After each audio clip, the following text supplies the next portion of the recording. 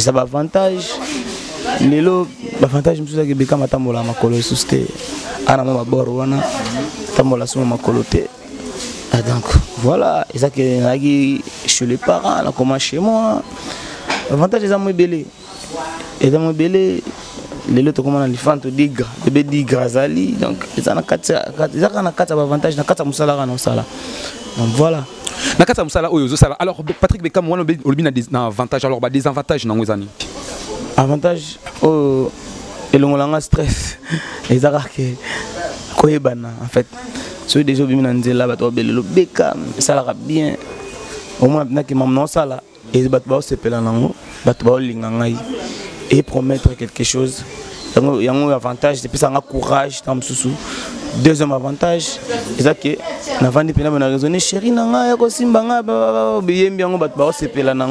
ah oui, bonjour très chers amis internautes, je crois que vous êtes nombreux afin de nous suivre.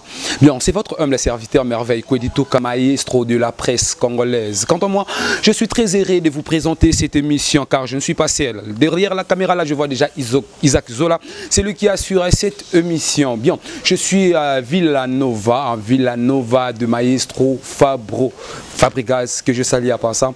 Je vais réaliser cette émission avec l'un de ses soldats, celui qu'on appelle Patrick Bekam. Je vous demanderai de rester branché du début jusqu'à la fin de cette émission car vous ne serez pas de si. Entre-temps, abonnez-vous massivement dans notre chaîne Eza Makambo TV. Là, je vois déjà mon boss André Ngambo depuis Londres. Pourquoi pas Madame Chouchou Ngambo. Je vois le vieux Eric Le Destin, Balobi prêtre Azam Moko, le vieux Eric Le Destin. Pourquoi pas Jano Bamba pomme de main, Balobi 3 fois boss. Jano Bamba pomme de main. Le vieux Noudi le nouveau riche, pourquoi pas Maman lourd solution, lourd la suprême solution, le vieux Patrick Ndenda qui je suis avec Patrick Bekam. Je demande déjà à mon réalisateur de nous ouvrir en gros plan d'ensemble. Plan d'ensemble pour que je présente à très chers amis internautes ou les amoureux de notre émission Noir et Blanc. Patrick Bekam, il est là tout près de moi. Je dirais bonjour Patrick Bekam. Bonjour dans le monde entier. Déjà. Donc salut la famille, donc Patrick Bekam.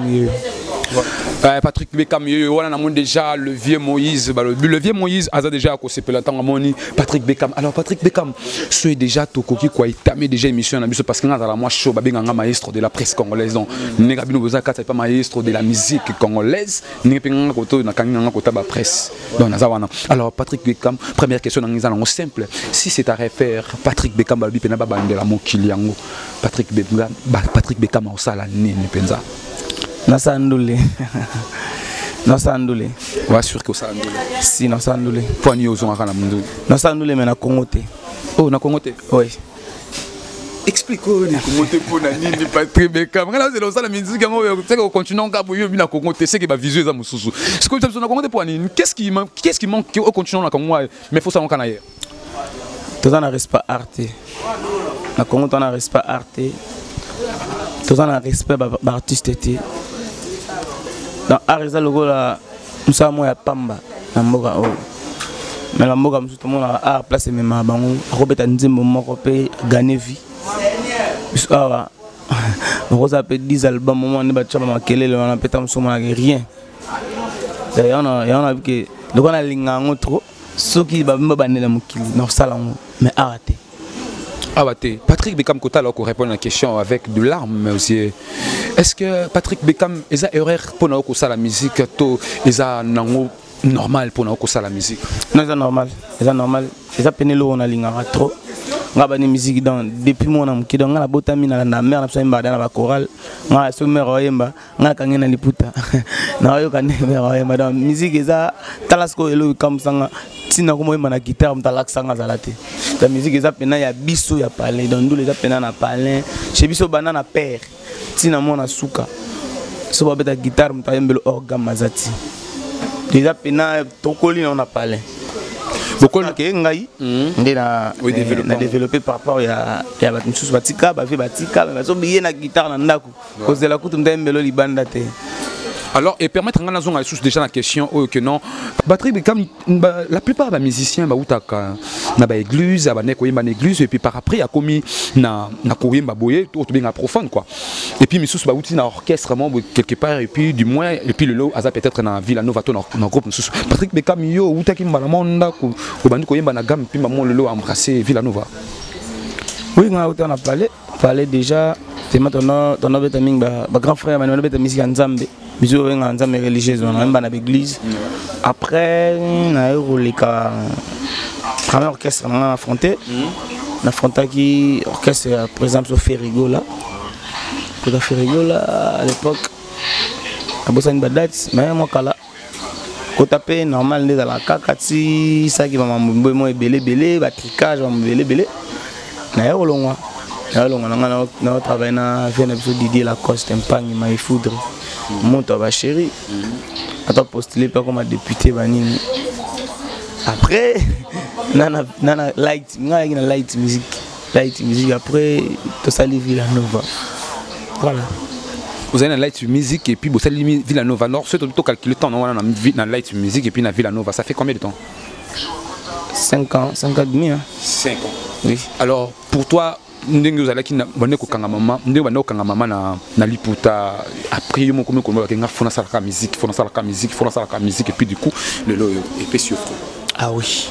Alors quel est l'avantage oyo moni na kati ya musique puis quels sont les désavantages oyo moni na kati ya musique? Avantage oh elongolanga stress ezaka ke koyebana en fait ceux déjà bimina nzela bato belelo beka salaka bien. Au moins, je suis ça là et je vais et promettre quelque chose. Il y a un avantage, c'est plus un courage. Deuxième avantage, c'est que nous avons raisonné, chérie, nous avons et ça va avantage.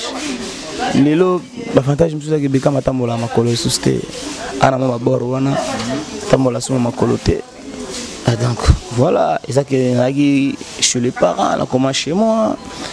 L'avantage est que belé. Et dans mon belé, les autres comment on les fait digra, bébé digra zali. Donc ils ont quatre avantages, na quatre musala na sala. Donc voilà. Na quatre musala oyo sala. Alors Patrick Bekam on a des avantages alors bah des avantages dans les années. Des avantages c'est ça que matole les salaire. Maintenant, les salaires dans la musique à Congo. La musique à Congo. Voilà. Donc, maintenant, les salaires, si je comprends bien, donc, salaire ou à Yomoko, maintenant, les qui ont belé. Non, Nathalie, sur la musique à Congo. La musique à Congo, c'est ça, non? La musique à Congo.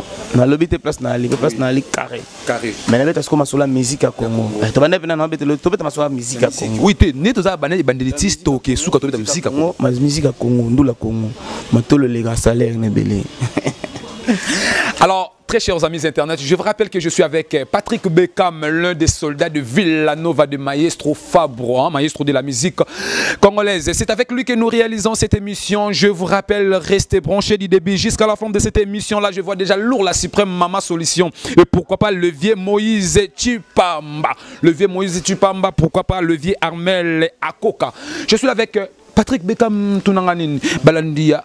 Noir et blanc surtout bah on va s'abonner à la chaîne bango za makambo TV ba la biso faut ça la bango moi j'aime ba comprendre que non ils appellent yo nous ana plateau ya noir et blanc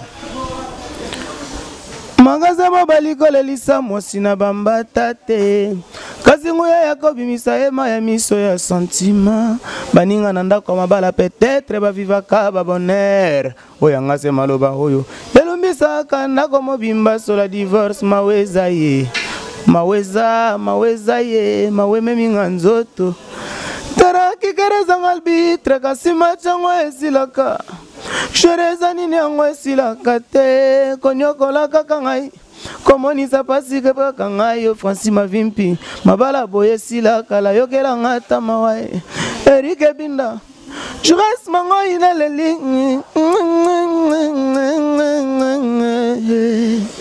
apotoyina ba soki bolingo ezalaki motuka bazomaka na mbongwe me nasomba Villanova etikala éternellement bien privé nakabole na moto te nakozala aleze mpo kozala ya ngai moko jures mangai akozala ya ngai moko landrige koye Et puis quand tu as l'album, c'est comme cible.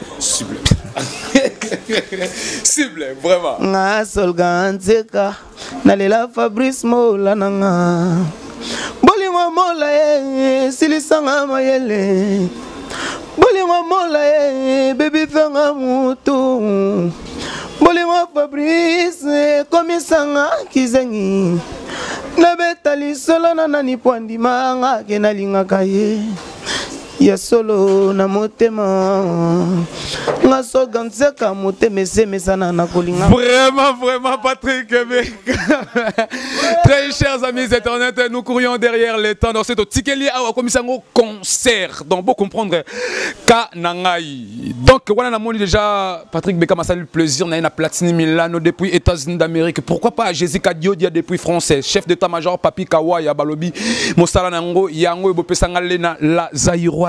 Alors Patrick Bekam aujourd'hui c'est totalement simatomoni bay o bozala za na bango ensemble na Villa Nova pena ba soda bobunda na bango peut-être ba na bango pena na nini na avec comme Villa Nova zala ki bosso light music et si le toi qui pena Villa Nova et puis du coup bazali sous-souté. Alors premièrement expression une okokyo bim cette bosso à caméra pour na ba départ ya ba collègue no bozala qui ensemble. Non ba bonne chance côté Bali. Bah ça vie na bango je dois toujours permettre à mettre mon travail. Donc voilà et ça mon amour dans ba projet na en fait non mon tout da bada mikolo ba ebini ba sali donc ba bonne chance kaka biso za ton sala makasi album na biso ya mettre exemple vraiment makasi il faut qu'on développer donc tout ça vraiment on attend à tout ça me sou comme visible donc tout ça vraiment on attend à développer dans album visible moto mais des fois tu t'entends développer album visible bolingo katiango nako olalisi yanga motema molili bute comme élastique ton ezotana te Mana miso pungite ba pense si meyo musindondo bolingo lokola lianzi na lokolo motu mokolo yango ekutaka ebanaka te na tango akobima ekomi osala yo mokusa a des fois ekomi obligé yo mwambanza.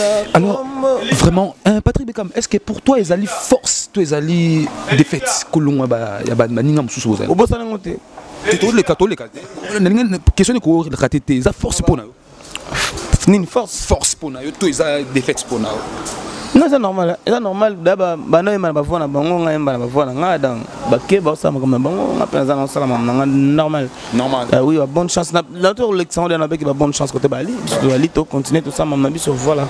Alors je profite de cette occasion nabi que Patrick Bekam il est aujourd'hui au sein du groupe Villa Nova de Maestro Fabregas. Patrick Bekam ils ont peut-être ça là le moment quoi au na Maestro Fabregas mais peut-être soit opportunité wana te le lo caméra na biso ça wana na bi que Maestro ta la émission au ko lo bana ni ngolo bara papa za la a continuer za la mutema malamu aza toujours gentil nga za la ka ale mbate po soit les milelo biso mobulu aza toujours mutema malamu po yi aza bolingo aza mutema malamu donc yi mutema malamu za ndenge na ale mbate pour na makambo boy ko ba master mususu ba sali et décourager cause à la formateur te cause à la papa te azala toujours na sepela na perdre trop na linga perdre na biso trop donc voilà. Alors aujourd'hui Patrick Bekam manabi déjà que non album du groupe Ezoya Lisusu est-ce que Patrick Bekam a signé titre na katia label na nina katia album wana to ozala toujours wana pona vocal? Oui dans un titre moko titre combo na bombi ba posa na ngai ça c'est plaisir kota la émission noir et blanc balobi yangonde makambo être la émission noir et blanc Damari Sazakola na biso anto soko kanisaka ko shina ngai yebanga pe na shina yo seke to shina na bisous. Est-ce que promotion ya nzembo oyo Patrick Bekam atie na kati ya album to nzembo oyo musicien atie na kati album ezala ka promotion nango et dépendaka na patron ya groupe to et dépendre na musicien yo moko? Non biso déjà to on a des chances patron groupe na biso yo mta sous producteur donc yemo sous producteur a ça la ngo susu après c'est que patron na biso a ça la ngo susu après si yo pour mutunango maestro de la presse otikanga susté merveille quoi du tout merveille quoi du tout yo yebi otikanga te donc mystique master nga cameraman susu Isaac Zola otikanga te au moins que mambo ezaka bien. Voilà. Vraiment, Olivier Eric, le destin. Moussala Ngopé, ça petit non, continuons toujours avec force dans ma mystique, non, ça va aventure. Non, Père, c'est toujours naviguer avec Dieu. Nous vaincrons. Là, nous sommes petit à petit vers la fin de notre émission. Je vous rappelle que j'étais avec Patrick Beckham, un musicien de Villanova, de Maestro Fabre. C'est avec lui que nous venons de réaliser cette émission. Donc, nous sommes presque à la fin. Abonnez-vous massivement à notre chaîne Eza Makambo TV. Patrick Beckham, comme déjà dans Souka, il y a une émission au cousin à dernier monté. Et surtout, moi, quelques dédicaces au Balandakayo. Et pourquoi pas numéro de téléphone et ça l'a bien à Bameloman au Balingayo. Ouais, numéro de téléphone nanga eza oyo sale. C'est pas comme yo comme le mutuna yo et ça bien. Le boy a pesa moi trop et bikaso pesa numéro comme sous ba traitant on demande mon boy.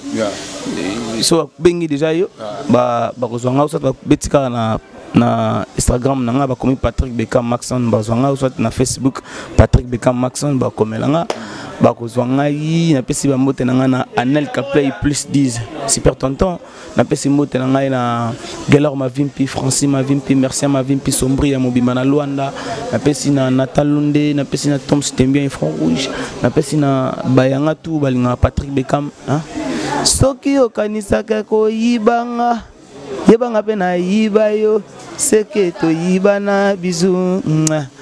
Vraiment, très chers amis internet, nous sommes déjà à la fin de notre émission Noir et Blanc qui était présentée par moi, votre humble serviteur Merveille Kwedituka, maestro de la presse congolaise. Dans mon plateau, j'étais avec Patrick Beckham. C'est avec lui que nous venons de réaliser cette émission. Je crois bien que cette émission a fait plaisir à vous tous qui étaient branchés afin de nous suivre. Bien, je ne peux pas mettre fin à cette émission sans avoir remercié Oyoyanga, Levier, Eric, le destin. Pourquoi pas Jano Bamba, pomme de main, le bilour, la suprême mama solution. Non, c'est la solution. Neka, le bac, Levier.